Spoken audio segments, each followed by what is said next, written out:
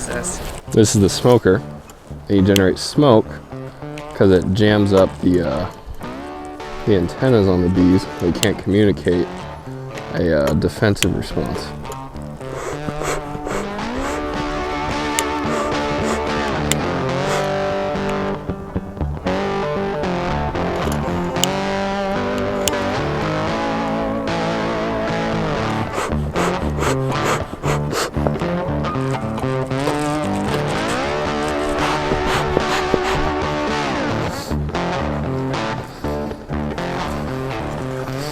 AJ here is our friend slash horse sitter slash dog sitter who was integral in saving our horse Sassy's life over the winter, and now he's taken to smaller species, the honeybee. Is that what those are? Yep. Okay, just making sure, because I don't know, maybe lots of other bees produce honey, which is why I'm here. I'm here to learn. So we're going to, what are we doing today again? We're changing out the... Yeah, so we're gonna do a hive check and add an additional box. Okay. Because they're running out of room. So let's do it.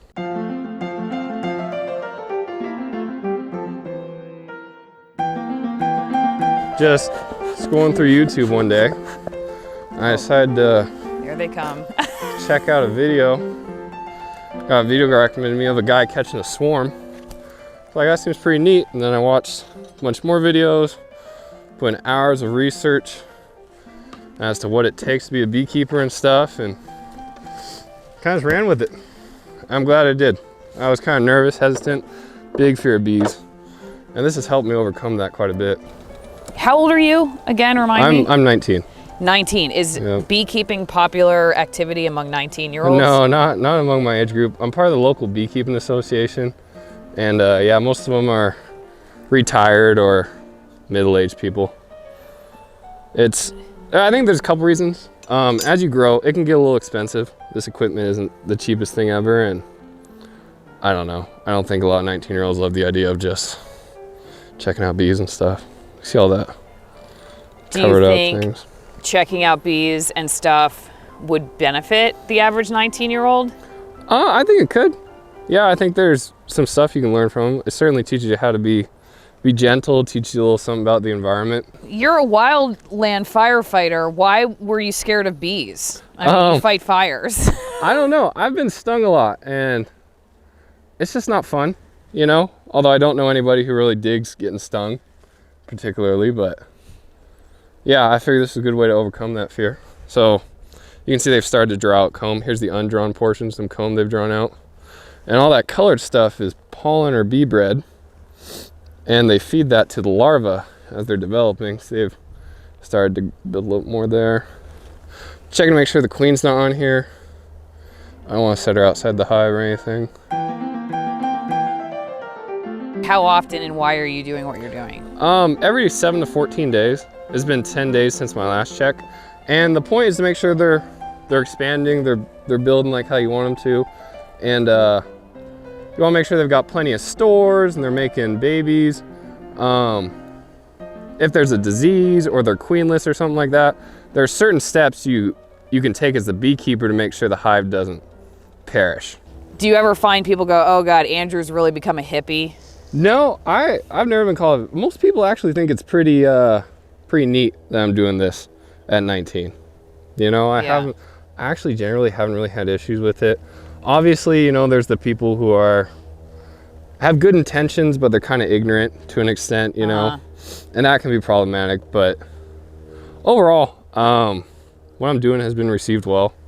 I don't know if you can tell, but there's little larvae down there just starting to form. Oh yeah, yeah. Little teeny tiny larvae, and then some bee bread and stuff. Don't see the queen on here. Just making sure she's not in here. Oh, hold on. No, that's not the queen, but yeah, they're doing pretty good. Maintaining them. I don't want them to leave them too cold. They keep the hive at approximately 94 degrees. Oh, wow. So, yeah, I don't want to be in here too long. It's not the warmest day ever, but it's warm enough for me to do a brief little check. What is the most complicated part of being a beekeeper? You ask 10 beekeepers their opinion on something, and you'll get 11 different opinions.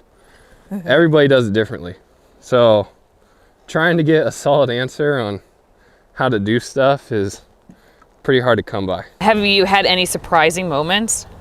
It's just crazy, like seeing them work, you know, how they react to different temperatures, like just how productive a warm week is for the hive. Because first week I got them, it was really cold, they couldn't really forage, they hadn't grown hardly at all.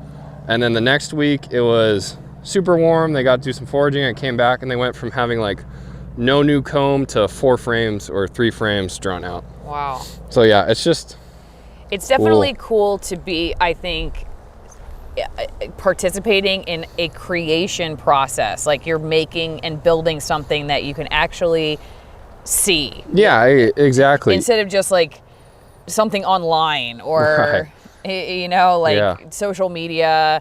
It's like, this is something real you can put your hands on that has an actual effect on your life. Right. And I mean, it's cool to watch them. Like, ideally I do about as little managing as I can, you know. I'm basically the hand of God. Like they do their thing to the best of their abilities, and if something's going terribly wrong, I step in.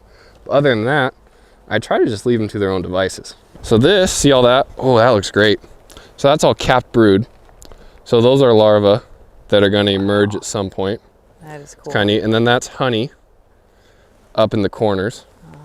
Neat. You can see on this side too. See, like that's a bunch of honey. They really bulge that comb out. How many did you start with? Approximately 5,000 bees. I bought a nuke, so I had 5 frames and stuff. Don't see the queen anywhere, so that's all right. But yeah, that's a great frame of brood. They're cooking right there. I'm gonna leave these 2 together. They're very well behaved bees. Yeah, I got pretty lucky, pretty blessed. I got some pretty docile genes. I bought from a local beekeeper. But see that comb, see those larvae that are kind of sticking out? Those are drones. So those are larvae that were not fertilized. There's the queen. You see her? It's like they know. Almost had her. I want to catch her so that I can make sure that she's safe for the rest of this inspection. Dang, I did spot her for a moment though. That's too bad. The queen doesn't like press. No, she likes to hang out in dark corners and not be seen. If you'll hold this frame for me real quick. How do you do that? Just hold the edges up like here. Here? Oh, up top? Up top, yeah. Okay, got it? Yeah. Good. If they crawl on you. AJ told me that the only color that's bad for bees is black, and that's the color of my gloves right now, so that's awesome. Right. Yeah, that's okay. So yeah, so they've only got 1 undrawn frame left inside their hive, and because of that, I am gonna add a second box to them. It's kind of exciting. That's a good sign. It means that they're doing. Can I show this up to the camera? Doing things right. Yeah. Okay. You'll be able to see some honey and stuff like that in it.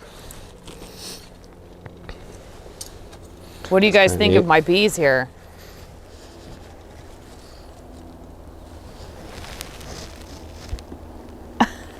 Got to get the thumbnail shot too. Right. Right? Right. Is there anything I should be telling the camera about these bees in particular, AJ? Not really. Well, you can see the pollen in there and stuff, how it's tainted with the pollen color. Yeah, it's kind of neat. I could say that back when I was a little kid, I was so scared of bees because I got stung at lunch in the quad, and I had ran off, and it was very embarrassing, and I blamed bees for most of my life for that excruciating peer experience. Plus my mom's allergic. And when I started covering the environment, I had to make peace with bees because you just can't really cover the environment without bees, which is another question I have for you is, could you explain to people who may not understand some of the pressure bees are under and why like beekeeping and helping bee populations helps everybody? So yeah, I mean, I think it's something like 70% or 80% of the food on your plate had to be pollinated by a pollinator. So obviously that's pretty huge, you know. We wouldn't really be able to eat without our bees. Bees seem like something that humans have had a very hard time finding an artificial way to do what they do. Yeah, there really is no alternative. There's no replacement for bees, you know. They're extremely crucial to our environment, and it's sad when you think about the losses and stuff. Best part about being a beekeeper is I get almost like a little bit of a sense of fulfillment, knowing I'm doing something good for the environment and society. And later on, as the honey flow gets going, hopefully, and I should get a honey crop out of here, and that's pretty satisfying, knowing your bees gave you some of that sweet honey. It's a unique experience. It's hard to replicate something like this. If you're going to be a beekeeper and you decide you want to be on YouTube, the end of your videos you have to say, don't forget to like, share, and subscribe. So AJ? Don't forget to like, share, and subscribe. Bye!